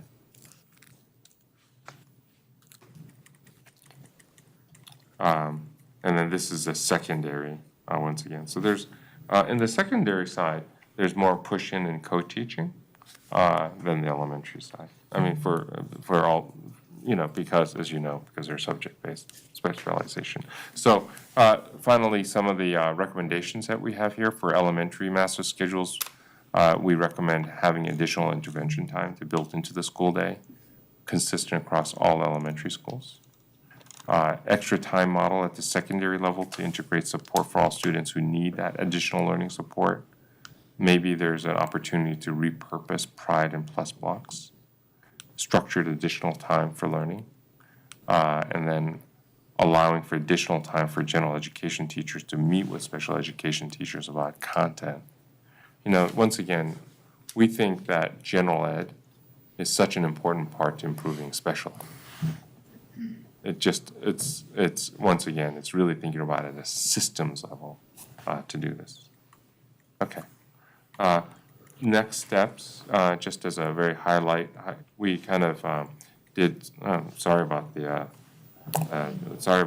something must have happened with that. But we basically did impact on one side and feasibility on the other side. Sorry about the formatting here, I'm not sure what happened.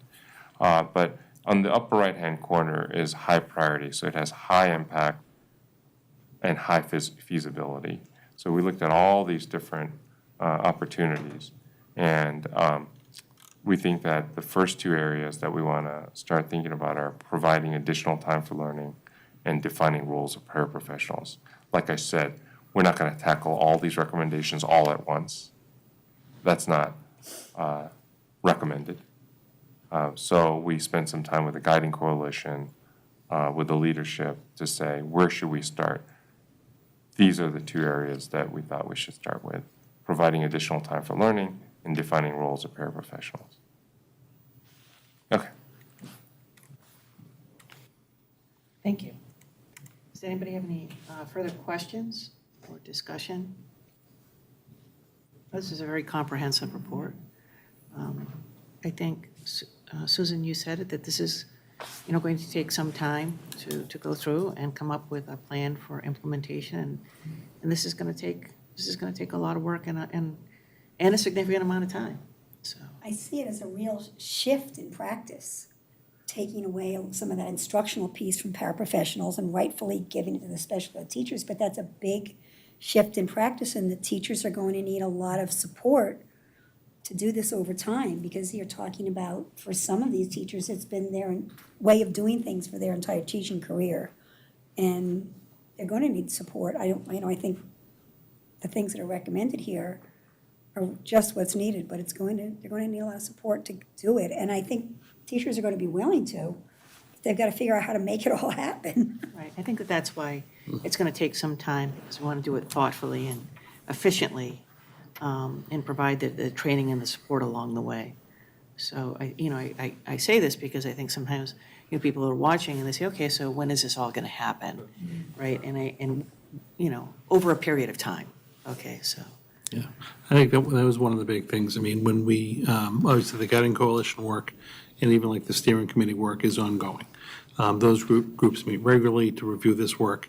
And, now that we have these kind of findings and recommendations, and we've even gone through this prioritization kind of metrics and process, we need now to bring this back to the priority areas of the strategic plan, because we're mapping out our work for the next 5 years and kind of figure out where this is all going to unfold.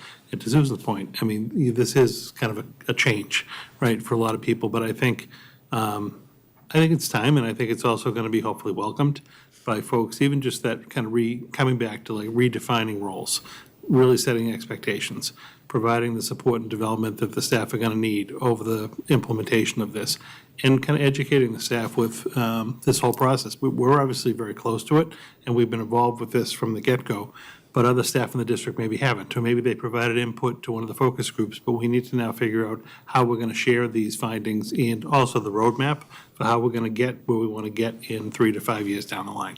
So that's some of our next work, as the school year closes, and obviously over the summer as we kind of really get into the launch of year 2 of the strategic plan priority areas.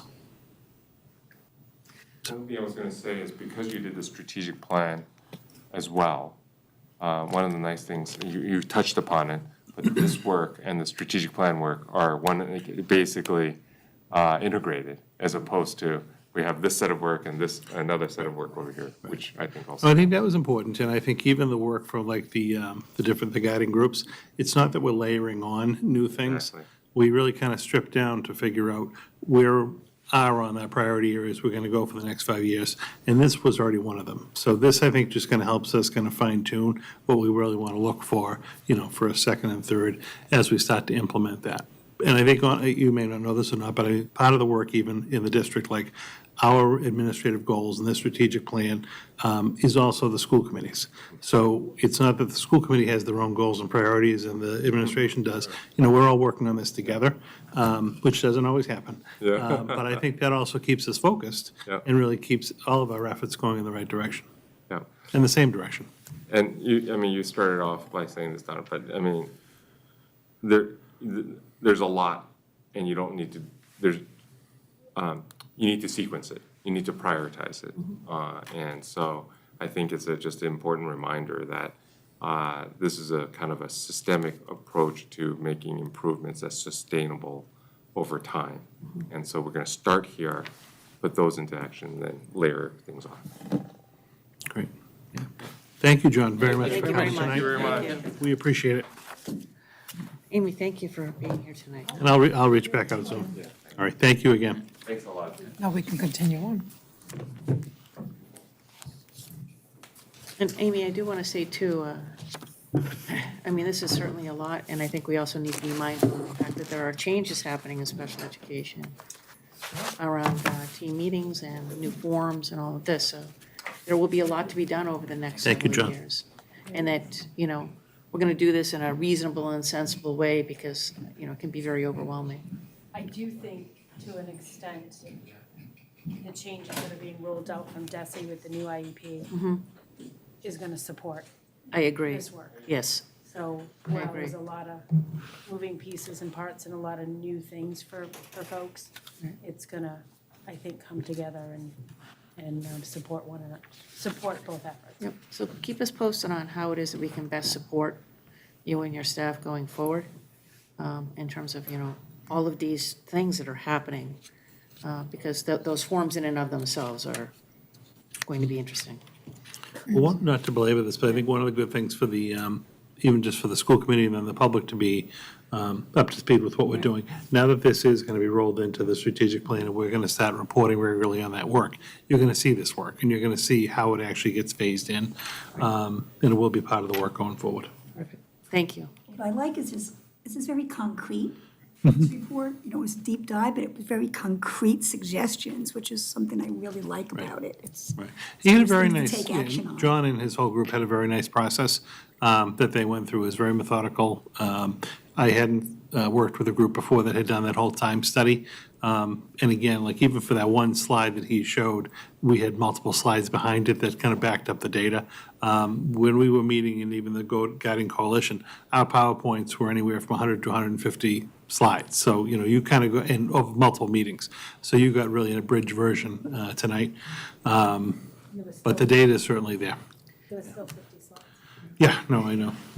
I do want to say, it again came up at our South Row PTO meeting last night, was, we've contracted for the strategic plan, we've contracted for this particular report, we've contracted for the safety thing, and people say, well, why are you spending money on that? Well, the reason is because we can get a really in-depth look, much better than we could if we were doing it internally. Because it's lengthy, okay? This has gone on over the course of many months, it's Right. very detailed and things like that. And it's also done by people who have an objective view of things that are happening in the district. You mentioned the strategic plan, the opportunity review, even like the security audit, Right. which we'll talk about soon too. Bringing a third party in with a kind of fresh lens, I always think is helpful. And I think also, John's group works nationally. So not only do they see what's happening here in Chelmsford, but they can benchmark us against other districts in Mass, and they kind of know what's happening across the country. And I think that's important to bring that perspective into our work. I agree. So I find it very valuable. And just to bring it back to, Southwood people, I think the quality of this report shows that it was money well spent. Yes, absolutely. The other thing I think is, to me, is we're talking about different roles. and changes that are going to be made to different roles within the system.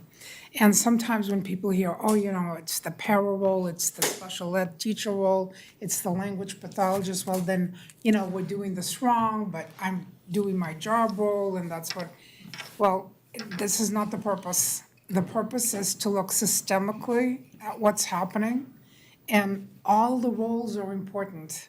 Everybody's duty within those roles is important. It's just figuring out where it begins, where it ends, and what's best for the student.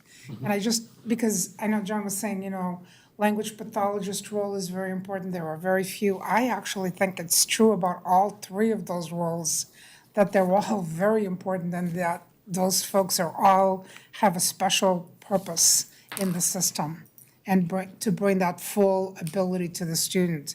So it's just reorganizing it and figuring out where it's best fits. It's not that there's anything wrong with a person in what they're doing. It's not personal to the person. It's about the role. I just want to make one comment. If the intended audience for that presentation was the people at home, I feel like that was a little bit heavy. I feel like there should be a shorter summary version for meetings like this, because that was really a lot. If you're not a teacher or don't understand how special ed works, which is most people, right, that don't do this all the time, I feel like that was a lot. 50 slides, maybe we could consolidate that a little bit and have some brevity to it, because that was really a lot.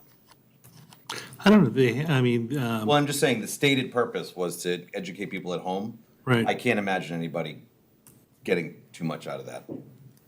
Just a thought. It's a little complex.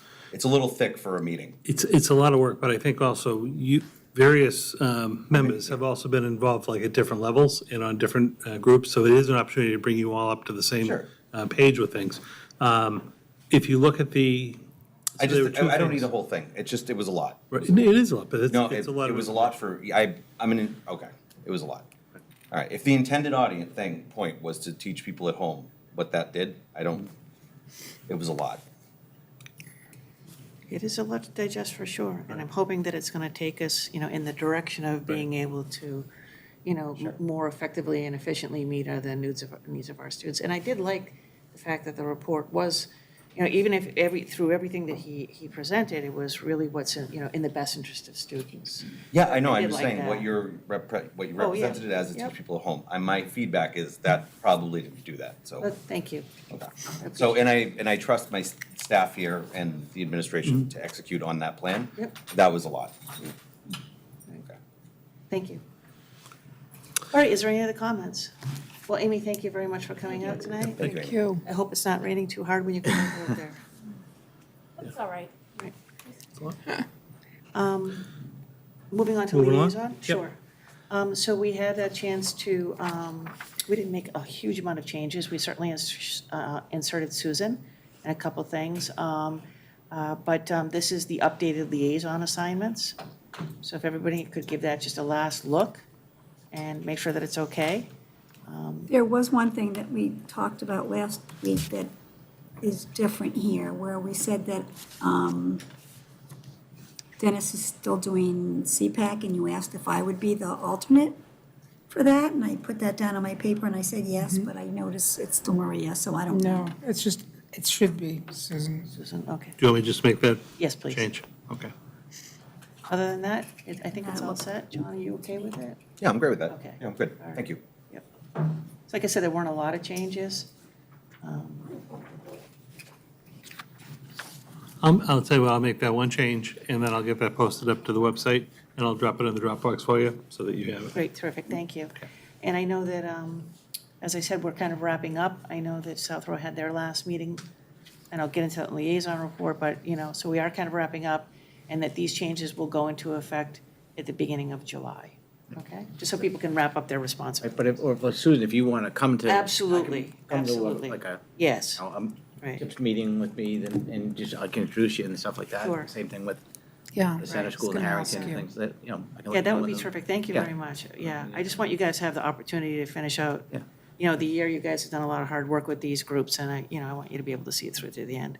But yes, I think it would be I'll let you terrific know. if We you could went. do a joint meeting at the end, sure. Great. Harrington. Yeah, same thing. Thank you. Great. I'll get that updated for you, as I mentioned. Moving on to the agenda now, the next item is number 4. So this is the first list of recommended one-time expenditures with some of our one-time money for fiscal '23. So we're going to be breaking this down over a couple of meetings, but these were projects that we had at this point in time proper quotes for. We had solicited bidding when necessary. And so this group in front of you, I'm sorry, I closed my packet when I was making that other change.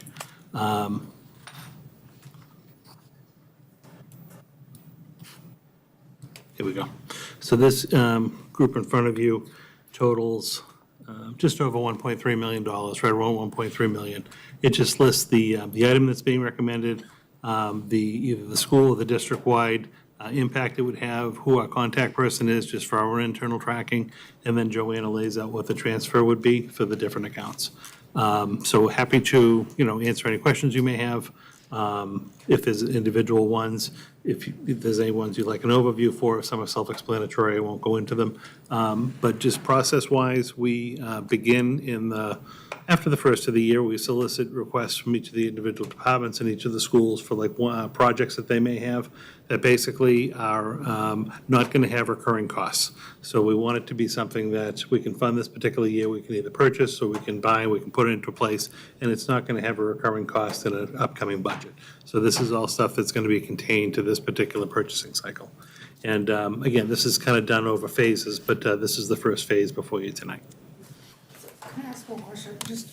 We just went over this report and so on, and I remember something when we talked budget, that we talked about the fact that there is money in the budget for implementing whatever part of the strategic plan we're gonna be doing in this coming year, Right. right? We did do that. Yeah, so Because I'm thinking of scheduling software or anything like that you might have as a one-time purchase. We've considered that. Is that?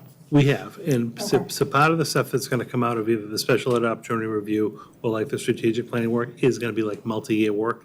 So a lot of that isn't going to be suitable for like one-time spending. But within our budget, we do have, remember I mentioned we allocated like extra ESSER money, although we haven't allocated it. So that could be seed money to fund some of these projects. In addition, over the last couple of years, we have prepaid some tuitions with some of the surplus funding. And what that does is basically move money from '23 into '24. And then when we get into '24, we can reallocate that for, say, services or positions and things like that within the budget. So we do have the 2 earmarks to be able to do that. Thank you. Joanna, we may be getting to this, but at some point, I guess I just need some clarification on how much money we're looking at in terms of a one-time money that we would be able to spend. Do we have an amount for that yet? Are we getting to that? At the March 21st. Yes. school committee meeting, my projection at page that right time, we before. were going to be favorable by 3.177 million. Okay, I just wanted to make sure that's kind of where we were still at. I think we still had some outstanding things at that point, but I just wanted to make sure that's kind of where we were still trending. Yeah, in the low 3s. Okay, great, thank you. 3.177 million, right? Yeah, that was the page right prior to this. That was the projection at the end of the Okay. first quarter. Yes. Yes, thank you. Yeah. I apologize. I was just having a hard time sorting this out, so. So it's this list now It's that list, right. we're discussing? Right. Right, but it was the page before that? Yes, I The saw page that. before had the Right, total. that had the total. Yeah. And, So- again, I'm sorry, I don't know why So that in didn't hit terms, me. in terms of the list, so I'm assuming you went out to the different departments and the different schools and so on and said, okay, what do we need? Right. And question on the 125,000, that's again just through middle school, right? Yeah, so that's something that we've done the last couple of years, but we Yeah. received good feedback on. That's basically purchasing the back-to-school supplies for the elementary and the middle school students in the district. Again, the high school gets like a lesser allotment of like notebooks and things like that, but we don't buy the individual supplies for the high school. Okay. And gymnasium backdrops seem to be consistent. It's a big item this year. Big There's actually just some upgrades we need with the physical, Yes. like the structures that come down the whole of the backboards. We actually had a backboard break during a game this year, Yeah. and we need to kind of upgrade the backboards. Oh, yeah. Well, I remember when we used to take the class pictures in the gymnasium, Yeah. you always had to find a spot that looked okay. Right. Well, some of the mechanisms are just older. Right. And so we're going through a process of upgrading that. Like the curtain in the main gymnasium too is getting older and it needs a different motor mechanism. It's time to change that out. The other big thing that'll probably jump out to you is the funding is in here for the new mathematics curriculum. Right. There's multiple line items for that.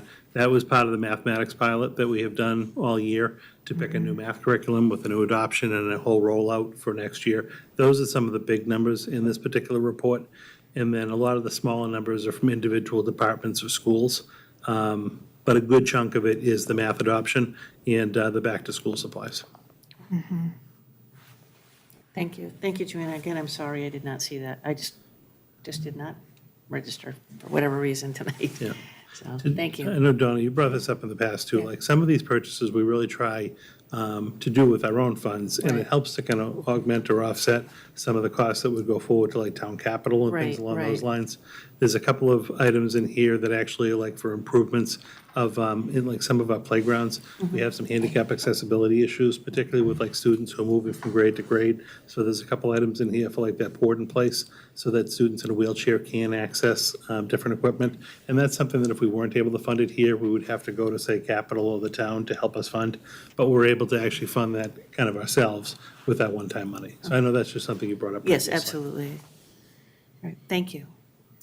So we'd recommend approval of these for tonight. And then, like I said, at the next meeting or even the first meeting in June, we'll come back with some more as we continue to fine tune it.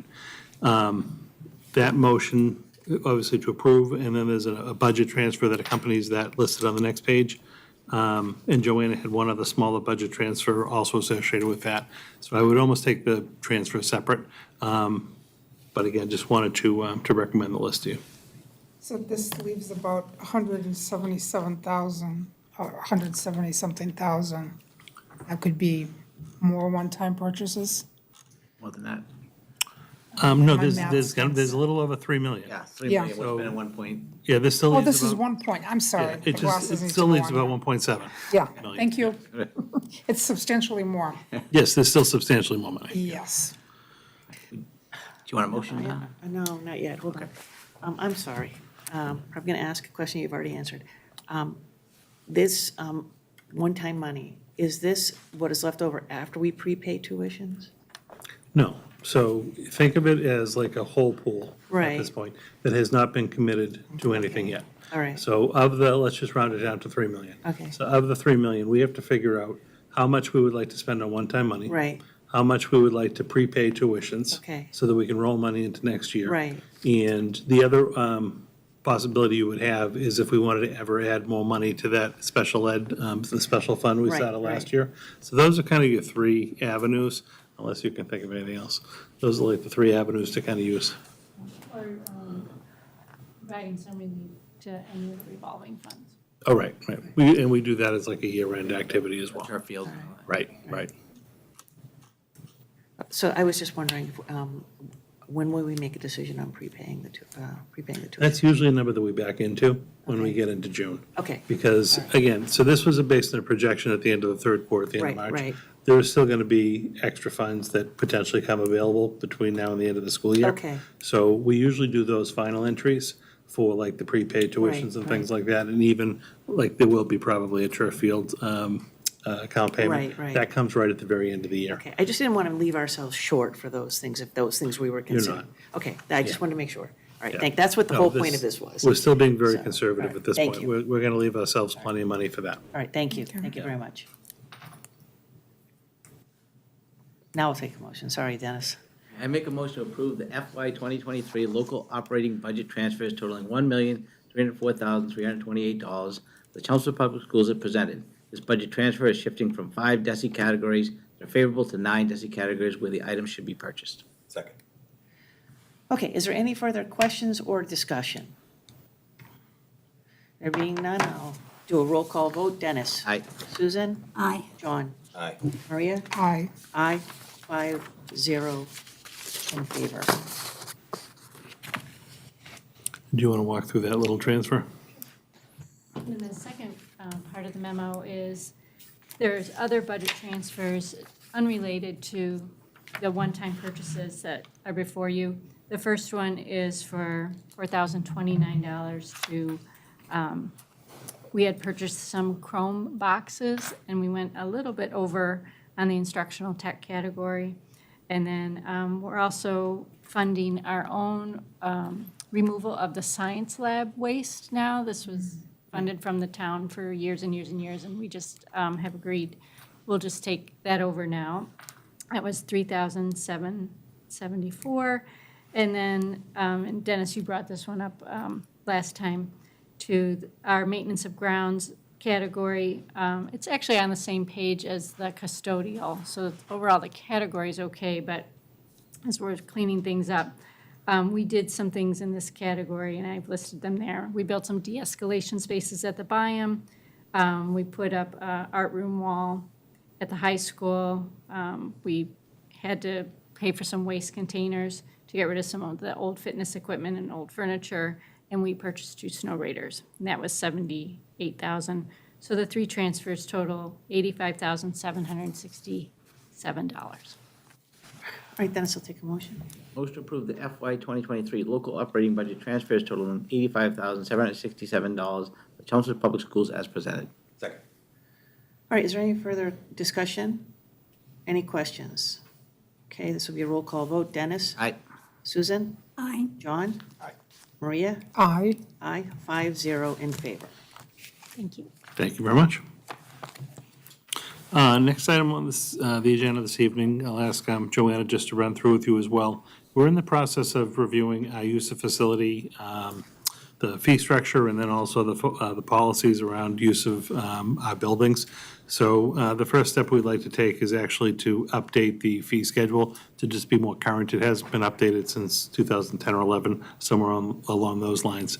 The big number is the custodial overtime number. What we actually have to pay the people is more just now by contract than what was in the policy. And once we update the pay charts, then we'll go into the policies and procedures themselves, and we'll update the language there and bring you back a full package so you can see it all together. But Joanna, would you mind just kind of walking through some of the major changes here just in the fees? And then we'll do the other piece at a future meeting. Thank you. Yeah, so there's 3 rate charts. The first one is like if someone's, these are people renting our gymnasiums, some classroom spaces. They go on, this is all online on our website. I'm not recommending any changes to any of the rates except the custodial rate. Currently, we charge $30 an hour, and I'm recommending we bring that up to $40 an hour. Again, that's because most of the time the people working it is at time and a half. And when you look at our group of people and how the contract is changing over the next 3 years, we're not making a ton of money, but we're making a little money, and we still want to remain competitive with other rentals in the area. The second chart is for the Performing Arts Center. So this is at the high school, and the changes are in red, and the left side of the chart is what we currently have, and the right side of the chart is what I'm proposing, and the changes are in red. And again, it's just the custodial rate was the main thing. And then the other thing was just comparing the little chart we just looked over. So like if you're renting a classroom or this or that, to make it consistent with this chart so there's no confusion and somebody saying, hey, isn't it this rate? Kind of cleaning that up. And then the third chart is the McCarthy Auditorium. And same thing, the main increase was the $40 for custodial, and then just cleaning up the rates throughout the document, so there's no confusion on what it costs. All right, I'll take a motion. I make a motion to approve the use of the facility rates as presented to be effective of July 1st, 2023. Second. Is there any other questions? Further discussion, Joanna? I have a quick question. On just on the titles of these groups, so this says Chelmsford-based groups and organizations. Is that all we rent to, is just Chelmsford-based groups? Nope, so like on the first little chart. Yep.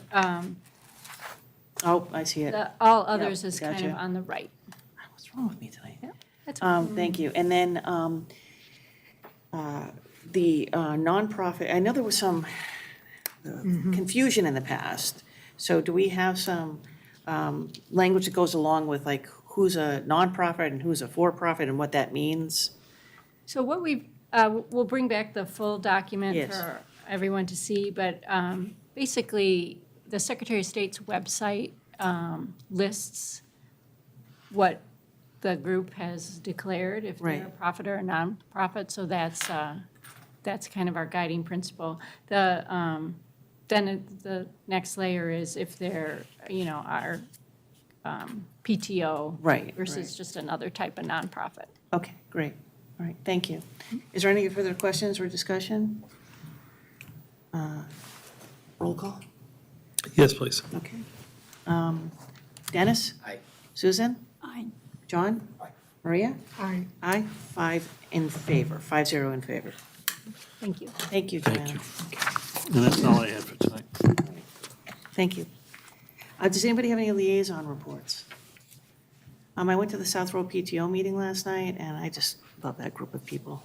It had a really nice turnout all year of parents and a really nice cross-section across all grade levels, and people really rolling up their sleeves and pitching in to really provide the kids with a tremendous amount of after-school opportunities and enrichment during the school day. So just a terrific group. They had their elections last night, so there will be a new board beginning in September.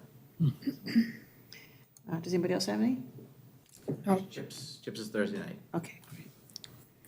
We have it All on right, the- all right. Anyway. Does anybody have any new items or action items for our upcoming agendas? Just know, I know we mentioned having our attorney review our public comment policy, just to make sure it's in line with the Sure. new state that Right. law that came down. Anything else? And are we I on, hadn't we're on the asked him Hill yet, Thursday? but I will. Was that? We're on the Hill Thursday? Yes, we can talk about how we're going to Okay. do that after the meeting in terms of just how we're going to get there. John, you want to drive the bus? I'm gonna miss Thursday. Okay, I'm just kidding. I would have driven the bus, but then Linda would have to look out because she tries to run me over that thing all the time, so. It's all fair turnabout. Just one quick thing on MASC. They've moved the deadline for any type of resolution that we may want to submit to the beginning of June. I think in the past it was at the end of June, and I believe that next year's conference begins on November 8th. So if we have any ideas for resolutions, let me know. I can fill out the paperwork and submit that. I have to be honest with you, the resolutions that we've seen so far really kind of cover an awful lot of areas that we've had similar interests in, so, I don't know how many more new resolutions there are out there, based on what have we seen over the last 4 or 5 years, so.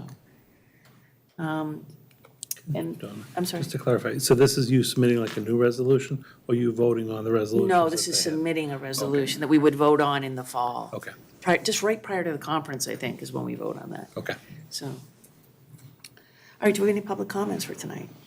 We don't? Okay, then, do we have any emails that need to be read into the minutes? Right, then with that, I'll entertain a motion to adjourn. Make a motion to adjourn. Second. All those in favor? Aye. 5-0 in favor. Thank you, everybody. Thank you very much.